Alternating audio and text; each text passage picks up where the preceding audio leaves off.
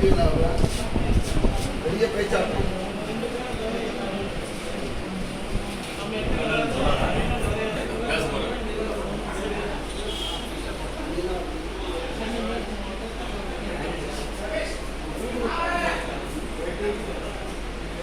அகில இந்திய தகவல் மற்றும் சட்ட முன்னணியின் மிக சிறப்பான இன்றைக்கு காந்தி ஜெயந்தி விழா இங்கு மிக சிறப்பாக கொண்டாடப்பட்டிருக்கிறது. அதற்கு காரணம் என்று சொன்னால், ஒன்றுபடுவோம் வெற்றி பெறுவோம் என்கின்ற ஒழுக்கத்தோடு இருக்கின்ற காரணத்தினாலே இங்கே இந்த விழாவினை நமது தலைவர் அவர்கள் மிக சிறப்பாக எடுத்திருக்கிறார்கள். நான் சிறிது தாமதமாகிவிட்டது. அதற்கு காரணத்தை நான் பின்னாலே சொல்லிக் கொள்ள விருப்பப்படுகின்றேன். இந்த விழா என்பது அதாவது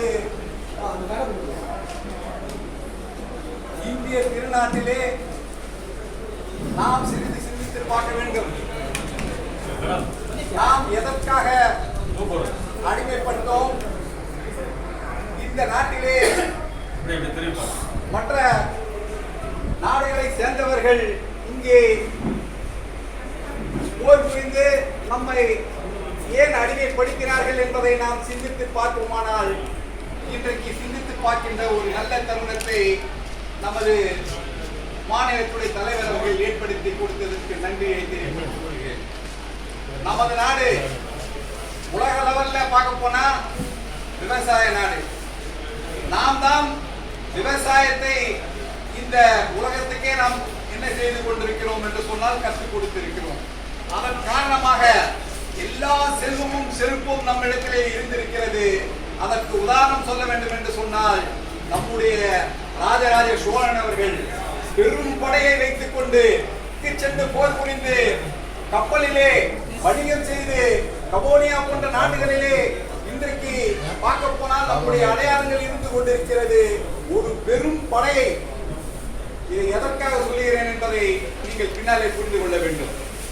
நாம் நம்முடைய நாட்டிலே நாம் தான் சென்று, அதாவது இலங்கையை கொண்டான், கலிங்கம் என்றான் போன்ற பட்டங்களை பெற்று அண்டை நாடுகளை சென்று உலக அளவிலே கைப்பற்றி போர் புரிந்து நம்முடைய வீரமும் நம்முடைய சிரிப்பும் அந்த அளவுக்கு இருந்தது. பின்னால் நாட்டிலே ஏன் அவ்வாறு குன்றிவிட்டது என்பதை நாம் சிந்தித்து பார்க்க வேண்டும். நம்ம இடத்திலே முகலாயர்கள் படையெடுத்து வந்தார்கள். அவர்கள் குறைந்தது ஒரு 300-400 ஆண்டுகள் நம்மை அடிமைப்படுத்தினார்கள்.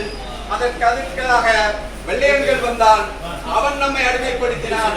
பிரிட்டிஷ்காரனாக, அடுத்தது பிரெஞ்சுக்காரர்களாக நம்மை எல்லாம் அடிமைப்படுத்தினான் என்று சொன்னால், அதற்கு ஒரே காரணம் நாம் ஒற்றுமை இல்லாத காரணம் தான். நாம் ஒற்றுமையாக இருந்திருந்தால் உலக நாடுகளே கைப்பற்றியவன் ராஜராஜ சோழன் நம்ம இடத்துல உள்ள வந்திருக்க முடியுமா?